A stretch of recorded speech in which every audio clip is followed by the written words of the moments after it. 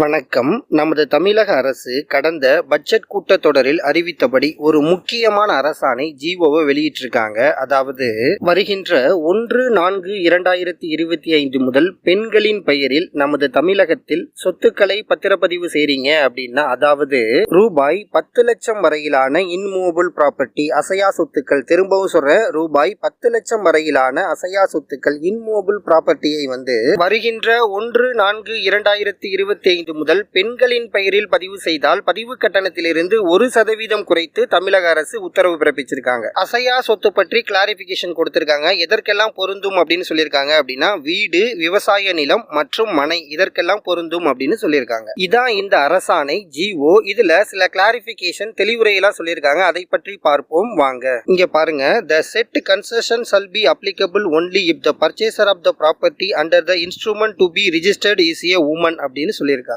அதாவது இந்த அரசாணையில சொல்லப்பட்ட சலுகை பெண்களின் பெயரில் பத்திரப்பதிவு செய்தால் மட்டுமே பொருந்தும் அப்படின்னு சொல்லியிருக்காங்க. அடுத்து பாருங்க, if it is jointly purchased then all the purchaser should be women அப்படின்னு சொல்லியிருக்காங்க. என்ன சொல்றாங்க அப்படின்னா, ஒரு சொத்தை ஒன்றிற்கும் மேற்பட்ட நபர்கள் வாங்கும் போது இந்த சலுகை, இந்த ஜிஓல சொல்லப்பட்ட சலுகையை பெறணும் அப்படின்னா அந்த ஒன்றிற்கும் மேற்பட்ட அனைத்து நபர்களும் பெண்களாக இருக்கணும் அப்படின்னு சொல்லியிருக்காங்க. இரண்டாவது பாயிண்ட் பாருங்க, no refund of registration fee shall be granted where the registration fee has already been paid by any of the parties to such instrument prior to the date of publication of this notification அப்படின்னு சொல்லியிருக்காங்க. அதாவது இந்த ஜிஓல சொல்லப்பட்ட சலுகை 1% பதிவு கட்டணம் குறைப்பு, 10 லட்சம் வரையிலான சொத்துக்களை பெண்களின் பெயரில் பதிவு செய்யறது 1/4/2025 முதல் தான் நடைமுறைக்கு வருகிறது.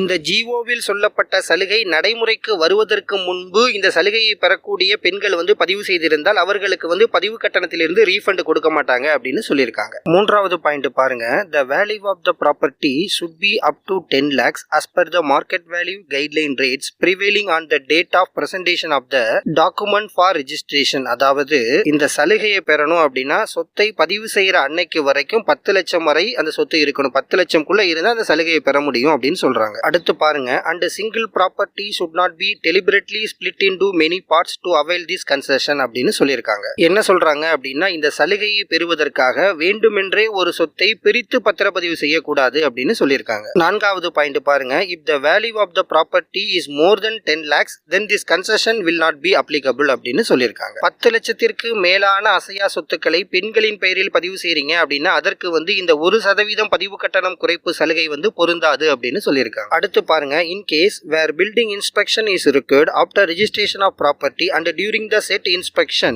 if it is found out that the value of property is above 10 lakhs then this concession will not be applicable and the registration fees which has been reduced has to be paid அப்படின்னு சொல்லியிருக்காங்க. அதாவது என்ன சொல்றாங்க அப்படின்னா, வீடுகள், கட்டிடங்களை பத்திரப்பதிவு செய்றீங்க அப்படின்னா பத்திரம் பதிவு செய்ததற்கு பிறகு கட்டிடம் இன்ஸ்பெக்ஷன், கட்டிட மதிப்பீடு செய்வாங்க. அப்படி செய்யும் போது அந்த சொத்து, அந்த வீடு, அந்த கட்டிடம் 10 லட்சத்திற்கு மேல் இருந்தால் அந்த பதிவு கட்டணம் 1% குறைச்சிருப்பாங்களா, அந்த சலுகையை பெற்றிருப்பாங்களா, அந்த சலுகையை திரும்ப செலுத்த வேண்டும் அரசுக்கு.